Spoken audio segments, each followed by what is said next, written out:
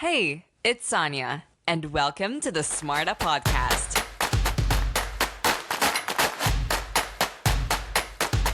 Are you ready for an episode that is full of sunshine-like positivity, personality, full energy? Because today's guest brings a topic in the industry that has been around a while, took it, turned it, and twisted it into a new perspective that is so fresh, so authentic, and that has so much wisdom to share with you and I today in today's episode. So I'm absolutely hyped to tell you that today's guest is someone whose drive, discipline, and dynamic presence is impossible to ignore. Deborah Gardner, affectionately known across the Fortune 500 world as the pit bull in a skirt. Deborah is a global keynote speaker, Olympic trial swimmer, and former CBS Sports broadcaster who has spent over 30 years mastering the art of high performance, both in the pool and in the boardroom. With a background as a certified meeting professional, a former hotel sales executive, and a serial entrepreneur, Deborah brings a powerhouse blend of competitive spirit and business savvy to everything she does.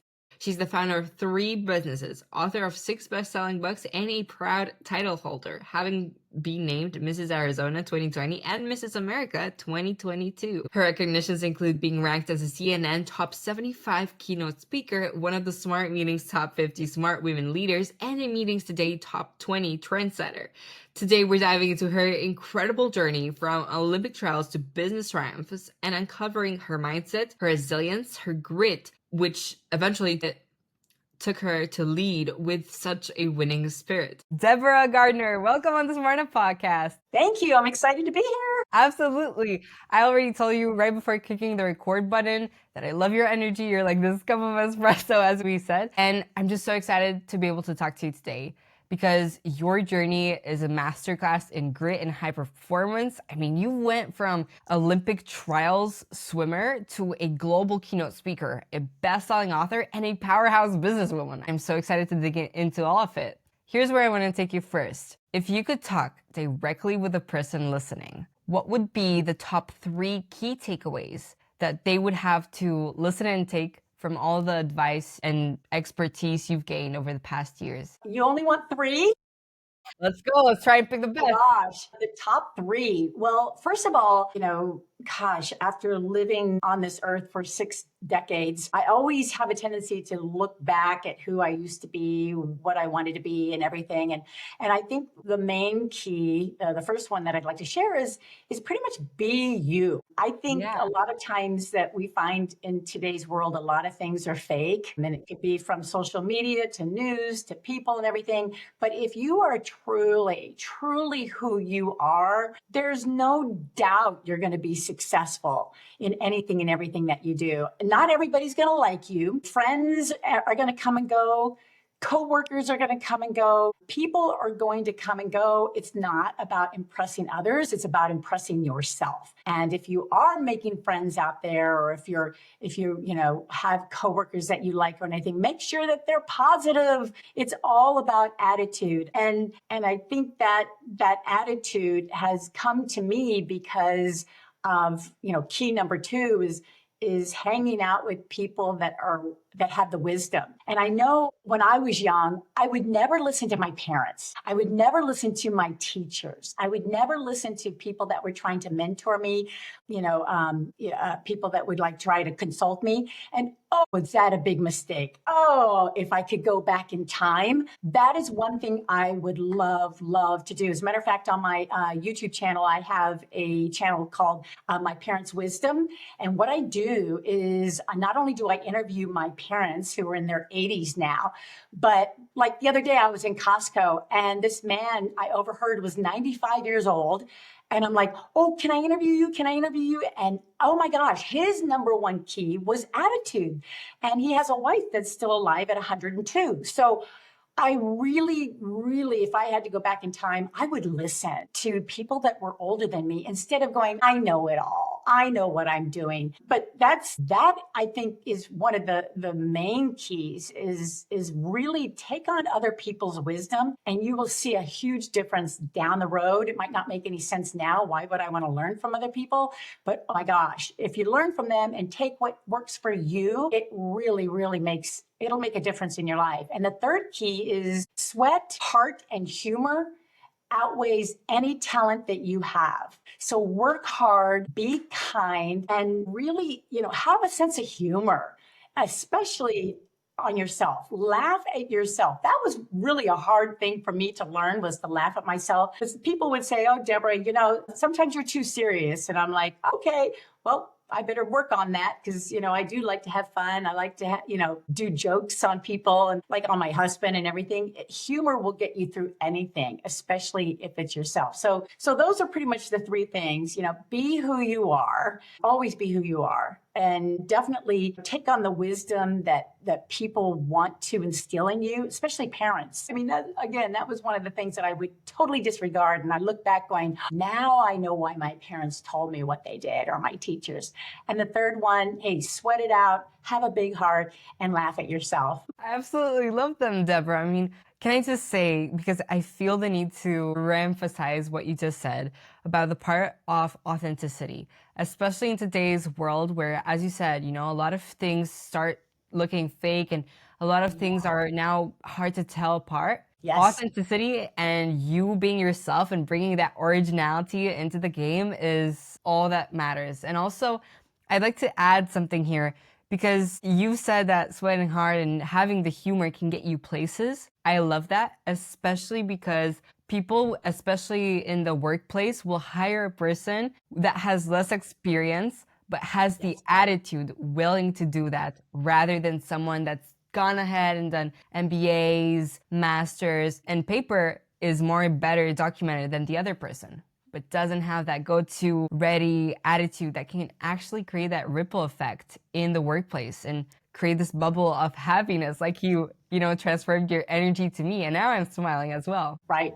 You're so right. That's the element that a lot of people don't realize. You might have the education, you might have the degree, but do you have the personality? Are you able to learn and listen? And all the basics is what they're really looking for, because everybody's trainable. It's just a matter of, do you fit within that culture? And it's above and beyond just your education. Absolutely. And now I want to take all that advice you just given me and go deeper into people that are just finishing high school, let's say, and starting university, because you've completed in high stake environments your whole life that have put you on the spot, made you take those spontaneous decisions and actions like sports, broadcasting, and business. So you've really tested all types of spontaneity. You make me think of Arnold Schwarzenegger, which had 3 successful careers in 3 different areas of sport. Look at you go. I mean, it's amazing. How can people absolutely not take your energy? And I think that everybody has something to learn from everyone at the table. So what I'm going to ask you next is if you can give any advice to people that are feeling lost or stuck right now in their careers, should really slow down because they've got all these ideas coming in terms of parents telling them they should go into this field for university and teachers saying that they're not good in this subject, they should go into another one, and they've got these conflicting ideas. How can they live life more purposefully? Very good question. This has been taking me over 60 years to learn. Wow. But I feel like I've got a handle on it. But here's the thing about life. It isn't a high-speed chase at all.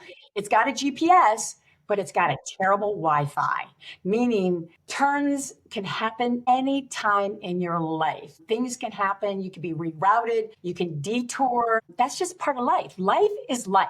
And without the challenges, life could be pretty boring. It's all about, taking on the obstacles and the challenges and not be frustrated with them. It's a matter of just looking at them and going, okay, how do I work through this? And my ultimate mantra is slow down to speed up. And the best thing is stop. Even if you have to stop and just rethink what is it that you're dealing with, you'll get a lot farther than trying to bulldoze through life without even really thinking about it. So you have to really slow down to speed up. And you've also probably heard that saying, take 3 steps backwards in order to move 10 steps forward. And that is so true. But the key is just recognizing it, recognizing, any depression that you might have, any anxiety, any stress, because let's face it, younger people today have more of it than ever before because you're facing wars and inflations and job opportunities that are more challenging than ever because you've got AI replacing a lot of that and more so coming.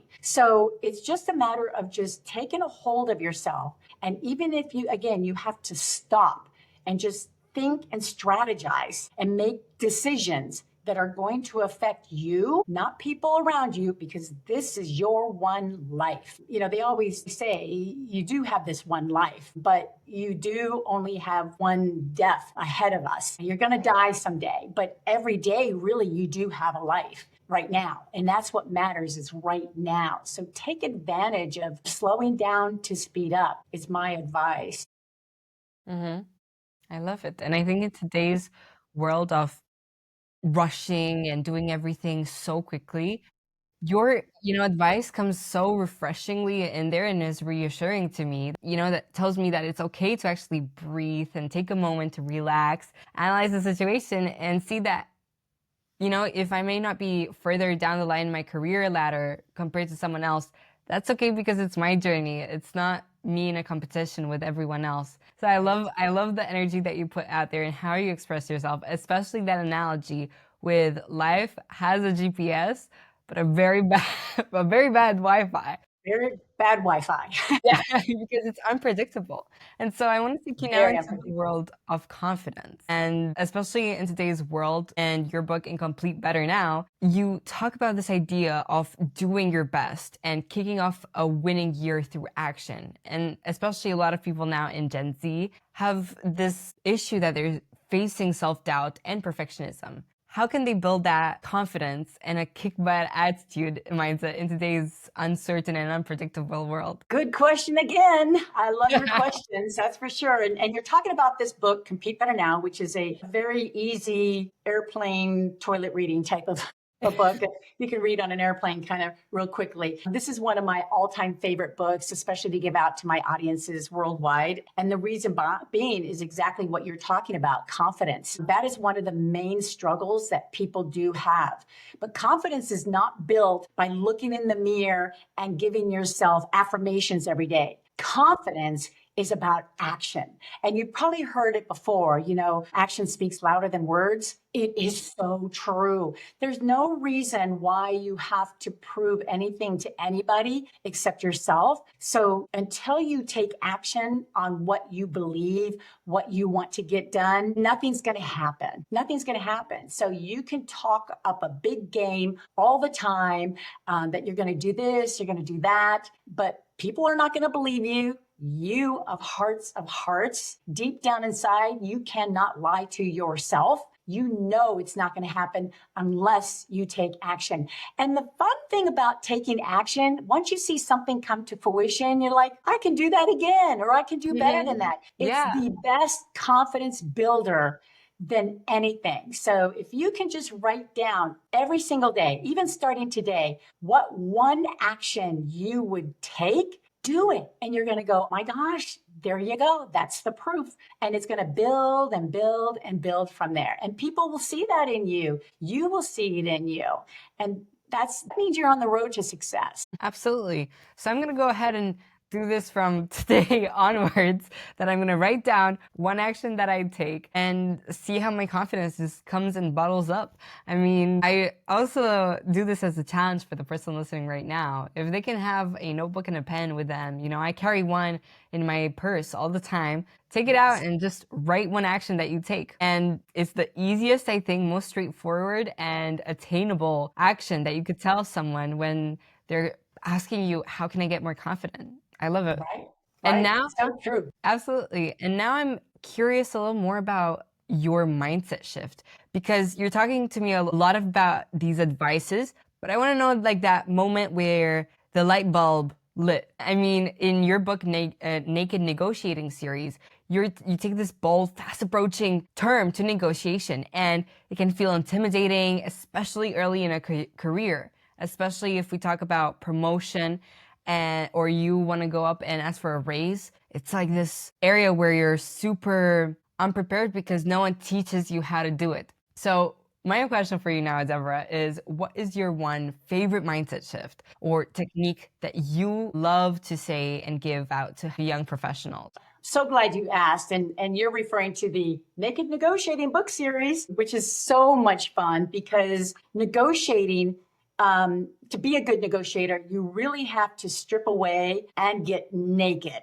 literally naked to how you negotiate for every situation. Everything is negotiable, everything in life. Don't ever think that something is not negotiable. This is what makes life move forward is negotiating, whether it's in your personal life or your professional life. And I believe that negotiating, it's not even about begging at all. It's about getting what you want and at the same time, the other person what they want too for a winning partnership, in other words. And to me, it's not about begging. It's Beyonce with a briefcase. In other words, it's about having fun through the process. But in the end, it has to do with what each party really wants. So that one mindset shift that really helped me, and I mention it in the books, has to do with silence. Silence. Complete silence. I know the first thing that comes to mind, I remember actually, I once asked for like a 25% more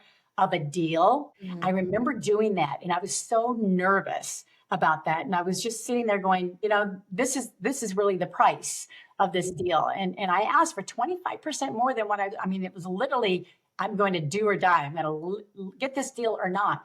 But what I did was I said that, and then I went and I started sipping my coffee. And right there, I saw the fear in their eyes and I got the yes. So the key is not to keep talking and talking yourself out of a deal or out of a raise in a job, or if you want something, from your parents or your siblings or somebody else, it's really about saying what you mean and then shut up and just look at them and see what they're going to say.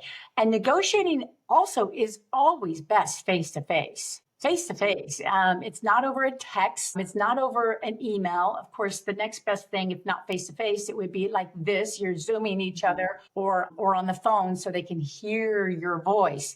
But the worst way to negotiate is by email or by text. So you really want to humanize yourself and let them know, this is what I'm valued at. This is what I'm worth. And when they feel that, you're going to win every type of negotiation. So always think, if there's something really meaningful to you, say it and then and watch what happens. It's really powerful. I mean, I think it sets you up on this area where the other people are completely intimidated by your silence. And as you stay more quiet, the suspense grows and it's like you're suddenly taking control of the room and everyone is, I mean, I never thought about it in terms of negotiating in the business world, how silence can play such a big part. Very powerful. Very powerful. Say what you mean, say it with conviction, look them in the eye, and they're going to go, ooh, this is really what they believe in. And this is their worth. We got to go with it. If it comes down, here's the thing, negotiating is not about price at all. At all. It's about a winning partnership. But if it does ever come to price, then they were not worth your value. Always believe that. If they have to walk away because, you can't afford, they can't afford you, then they were not the right fit for you. And the fun part about negotiating is to learn your words. Like people always talk about the word, let's say budget. When you think of budget, Sonia, what do you think of first? Let me ask you that. What do you think of? Limit, something I have to restrain myself towards. Yes. Yeah. It's negative. It's like you're taking my money from me. If you only twist it to positive and words that help you move forward, a great word would be the word investment. What does this investment mean to you? Because when you think of the word investment, What do you think of? Something that you put towards a better thing that was going to grow. Yes, yes, Yeah. yes. So your words are really, really important when you're negotiating. So use the word invest or investment, and never use the word budget. You will stand out. You will separate those that are trying to take their money away. Instead, you want them to invest in you. And majority of the time, people are buying you. They're not buying a product or a service or anything. So that's what negotiating is all about. It's actually fun. All you have to do is get naked and learn. It's all about getting naked and learn. There's different ways to negotiate. I completely love that. And you also talk about this as you wrote 52 tips and 52 challenges in 2 of your books. And I'm super curious, if you had to boil it down to just one tip or one challenge that changed your life the most, which one would it be, and how can I implement it, let's say, tomorrow into my life? Gosh, the thing that really, really changed me was the fact of getting out of my comfort zone. The worst thing we can do in our life is to be stagnant. You got to keep moving forward. I had a huge setback when I was in college at Arizona State University. I was heading toward the Olympics, which is what I worked so hard for and dreamt since I was 7 years old, swimming competitively. And it was the 90s. And back in the 90s, there was the boycott. It was completely out of my control. It devastated me. I felt terrible for all the years of my coaches, my parents supporting me along the way. And that's the thing. Some things in life are uncontrollable. However, you have to think about what can be in your hands as far as being controllable. So for years, I didn't understand it back then. I didn't understand it. I just hung my suit up and totally quit swimming. I dove into the corporate world, which happened to be the hospitality industry, which I loved. But it wasn't until one day I finally got back in the water and I discovered a new way of swimming. It wasn't in the pool, it was actually in the ocean. And so I discovered this about 5 or 6 years ago during COVID. What else was there to do? So I got back in the ocean and I found a new love of the water. It wasn't the same as when I was in college. It was a different way, but yet it was still the swimming world. And now I'm set to swim the Catalina Island Channel, a 21-mile solo in October. And who would have ever thought? And not only, it wasn't the Olympics, but I will be setting a Guinness Book of World Records as the oldest woman. And this is the first time I'm announcing this, Sonia, on your show right here. Oh my gosh. That I will be the oldest woman to swim the Catalina Island Channel at the age of 66 and a half. So, surprise! Congratulations. I mean, that's amazing. Best of luck for October. Got to complete it. But this is the show. I'm first announcing it to you before it's on social media or anywhere. But I just got approved for that to go for that record. And I'm very proud to do this on your show for you. Again, things are going to come into your life a different form, and that's okay. Embrace it. It might have been the plan that you wanted from the beginning, but by golly, take it, run with whatever opportunities come to you and own them. Own them. I say this to a lot of women that are always afraid of, entering into the boardroom. I mean, seriously, don't just have a seat at the table. You own that table. Go in it with confidence and that you are ready to not take on the fact that you're going to stand out among whoever's in the room. That's not a weakness. That's a spotlight. Bring it and own it. Whatever form life has planned for you, there's a reason for it. And now I'm just ecstatic. I mean, this is something Michael Phelps can't even do. So I'm ecstatic and I'm training every day, not having that much opportunity to do podcasts like this, but I know you have a great audience, and I want them to hear the fact that it's really, really important to take on, because life is life, and just embrace it as much as you can. Wow, amazing. Congratulations. I'm so super excited and honored to be the first one that I get to hear this notice. And I mean, best of luck for October. Really. Hands crossed, fingers crossed. Right around the corner. Exactly. And I want to get you a little more emotional into your past now. I want to take you back in time to when you were younger, to when you were 17, because I'm currently that age, and next year it's 18, you become an adult, and everything suddenly becomes serious. And you've been recognized by CNN, smart meetings, and even competed in pageants like Mrs. America. From the outside, your life looks like this complete strategy of big wins. But I want to take you back in time to when you were 17 and think about what one thing you wished you knew in terms of all the obstacles and challenges that you faced along your life. If you could go back and give your 17-year-old self one, what would it be? Yeah, that's a great question. I grew up in a trailer. Mhm.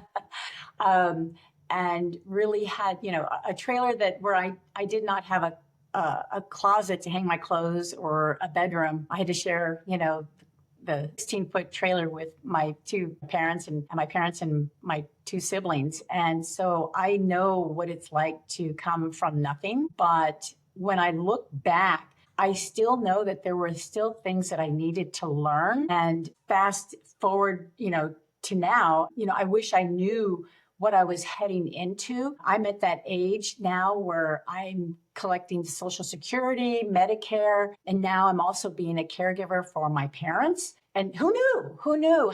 How did I go from 17 now?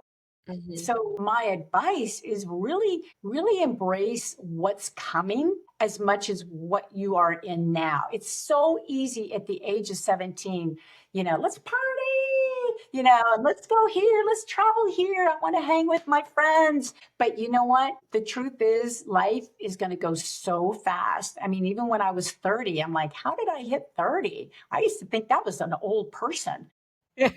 But not now. I really look back going, gosh, why, when I got my job, I remember sitting in the HR department and they're like, okay, so this is how much is going to go into your Social Security. This is going to how much is going to go in your 401k. And it's like, okay, well, I didn't understand it.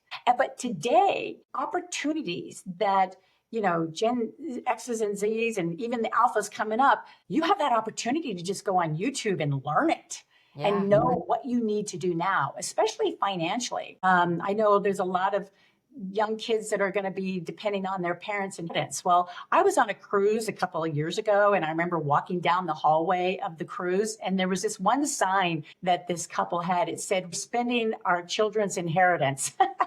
By being on the cruise, meaning, you know what, your parents aren't responsible for you. Mhm. When you're 18, you're on your own. And Yeah. this is where all that work that your parents, your grandparents, your aunt and uncles instilled in you, now it's time for you to fly. Time for you to fly on your own to see what you can do and make them proud, because eventually you're going to be in their shoes. And that's one thing we don't think about at 17. Oh, but if we do and we're one step ahead, you are going to be just fine at this age. And so I started reading this book called From Strength to Strength. It's called Finding Success, Happiness, and Deep Purpose in the Second Half of Your Life. I mean, I wish I read this when I was 17. I don't think the book was there, but I wish I knew what I know now back when I was 17. Always think about that. What is it that, if I were in their shoes, ask your parents, ask your grandparents, what is it that you know now that you wish you knew when I was 17? Oh my God, you would just be blown away with what they're going to tell you. So that's what I wish I did. Absolutely. And it's, I think, an amazing way to connect and bond to someone, maybe find out something you would have never had if you wouldn't have asked that question about their childhood.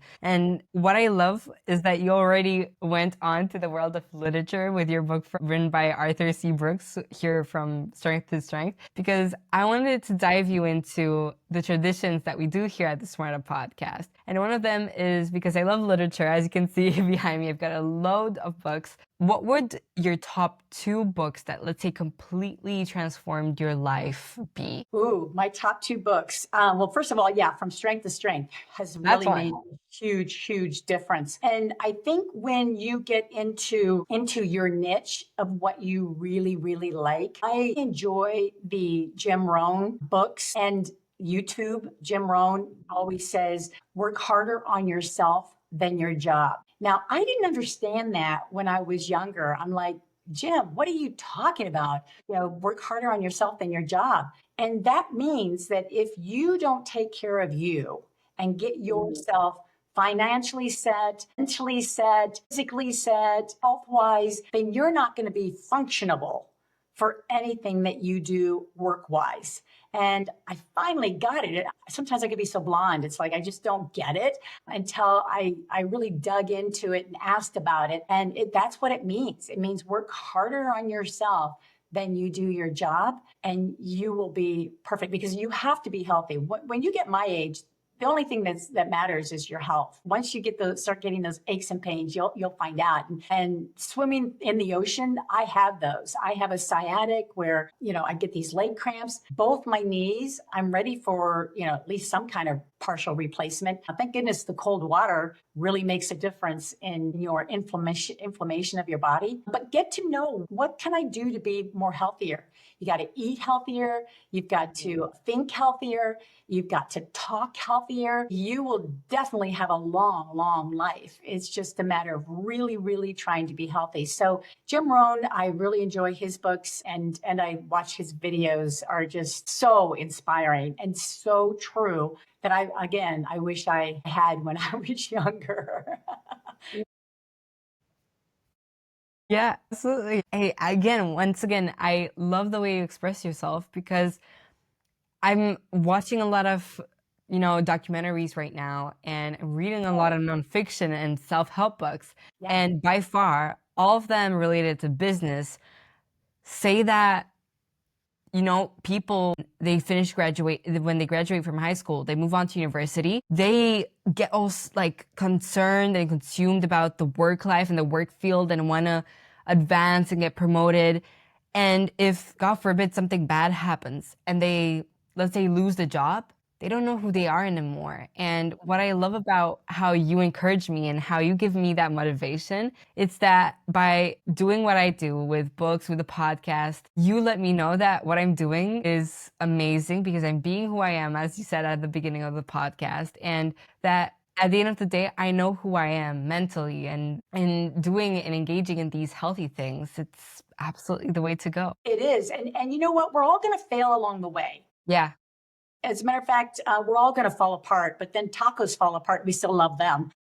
So, but what you brought up a really good point, because sometimes, we lose our jobs, not knowing that it was our fault or anything. Let me tell you, I was first fired when I was in college.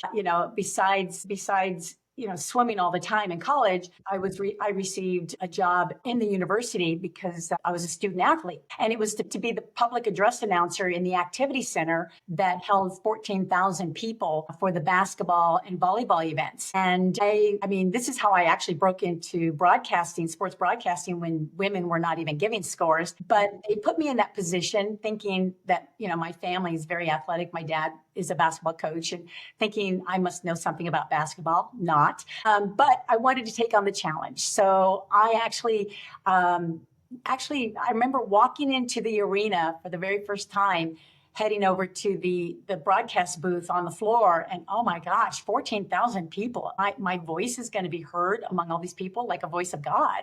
And I got nervous, really nervous, my very first game. And so right off the bat, if you watch any type of sporting event, especially basketball, they introduce the teams. So here I am introducing my Arizona State Sun Devils against their biggest rivalry, which is the University of Arizona Wildcats. But instead, I announced the Arizona State Wildcats, not the Sun Devils. So I had 14,000 people booing me, throwing popcorn, their Pepsi cups at me. Literally, I crawled under the table. Yeah. And the girls wanted me fired the next day. So I know what being fired or let go is like, especially being in front of, here. It's really funny because then that game was actually broadcast by CBS Sports. And the funny irony is that I ended up working for CBS Sports because I didn't give up. I got fired, but I kept my degree in broadcast journalism going. And of course, I told CBS Sports about it later on, and I had a great career there.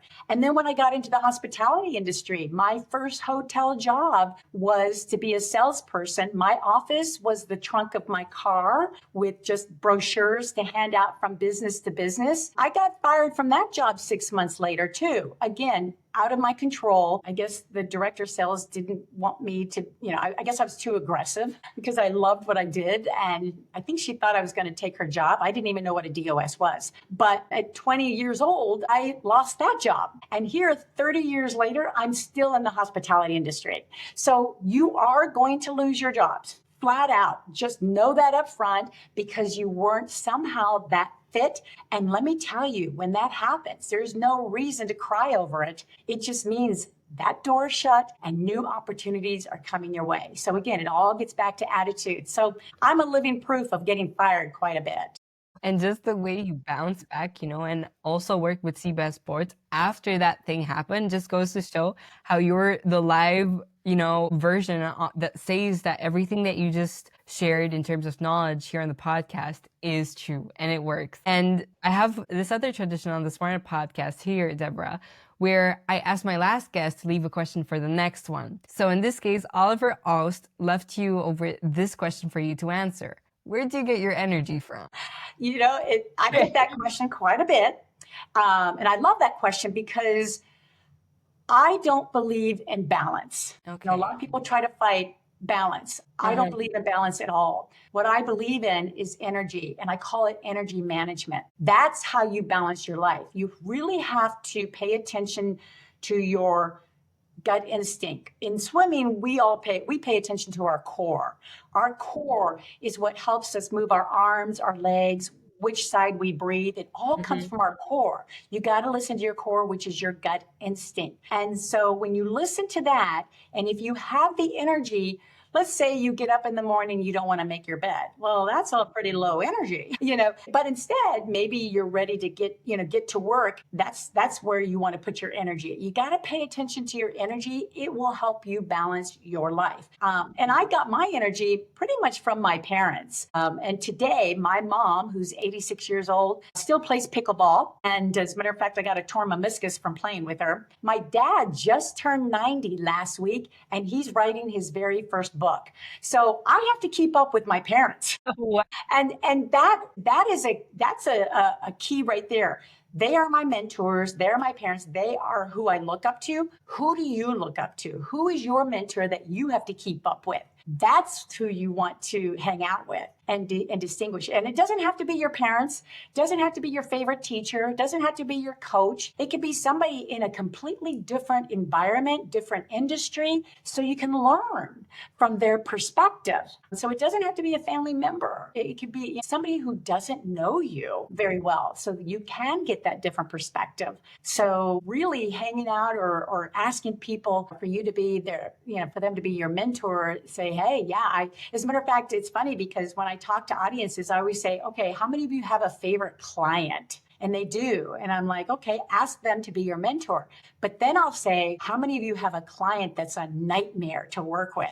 And they're like, and I'm like, ask them to be your mentor, because think about how much you learned from them when you went through that situation with them. You learned a lot from them. So I'm like, hey, get somebody that you've always wanted to be friends with, or somebody that you always wanted to hang out with, but it's impossible to do. But ask them to be your mentor. They'll flip a switch right there and say, sure, I'll show you what's going on this end of my world. So yeah, that's where I get my energy is mostly from my parents, trying to keep up with them. Wow, amazing. Yeah.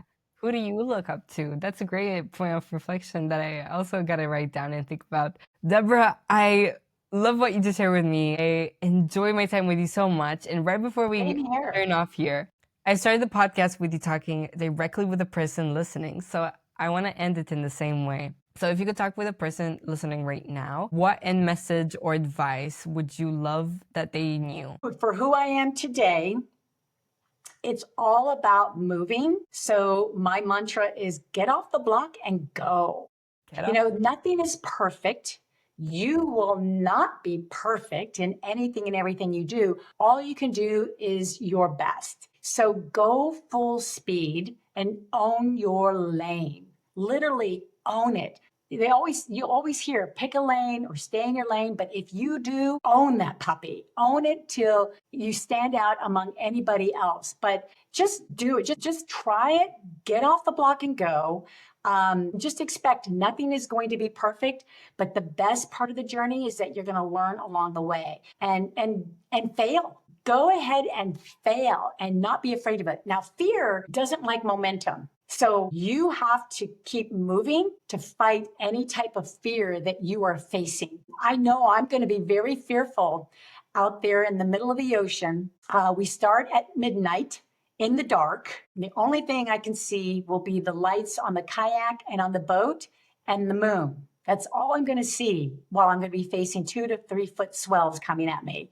And I gotta swim through that through the night and probably will not be done until 13, 14 hours later. So talking about fear, you gotta go through it. You gotta just face it and know that once you do, then you're going to be ready for the next level. Just like me, I'm going to be ready for the next channel, the Manhattan channel. Then it's going to be the English channel. Life doesn't stop. You've got to take on these opportunities, face the fear, and when you do, you're just going to get stronger and stronger. So just get off the block and go. Love that. Just get off the block and go. Really, Deborah Gardner, thank you so much for being on the SMARTA Podcast. It was an absolute pleasure giving, some of your energy and learning what you just shared with me. Thank you for the opportunity. I've had a great time and I'm so proud of you. You're so successful, and anyone your age that has anything like this going on, gosh, let me know. Or if anybody has any questions or want to chat, by all means, reach out to me. I'm more than willing to help. Thank you so much. And listen, best of luck for your channel coming up in October. I truly wish you the best. You're going to rock it. You're going to smash it. And best of luck with anything else you got in the future. Thank you so much. Love it. You hang out with the right people because your inner circle of friends and the content that you consume daily is what creates your version of reality. And if you're watching this and you learned anything new today, I just wanted to ask you, please, could you do me a favor and subscribe to the YouTube channel and rate this podcast 5 stars if you're currently listening to the podcast, because that's what keeps helping us bring amazing quality guests on here and also be able to share this amazing wisdom with you. So with that being said, if nobody told you this today, I want to be the first person to tell you that I truly believe in your ability to create the life of your dreams. I'm Sonia Marta, and you've watched the SMARTA Podcast, and see you next week on Monday.